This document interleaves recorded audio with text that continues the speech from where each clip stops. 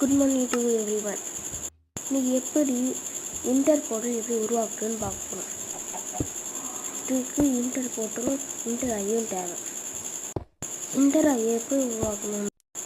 நெடர் போர்ட்டலில் போய் இந்த இன்டர் மேலே படிக்கணும். அதில் இன்டர்வல் கிடைக்கும். அதுக்கப்புறமா பிளேசர் டோ கிடச்சா பிளேஸ் ஆட்டும் கிடைக்கும். ஆக்டிங் பண்ணால் இன்டர் பண்ணி வந்துடும்.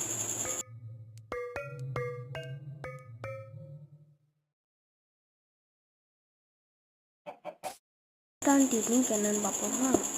ஃபஸ்ட்டு லைனாக வச்சுருவாங்க. ஃபஸ்ட்டு வச்ச மாதிரி வைக்கக்கூடாது, இப்போ வச்ச மாதிரி தான் வைக்கணும். அதுக்கப்புறம் லைனாக வச்சுட்டு அப்படியே வச்சிடணும். கரெக்டாக வைக்கணும்.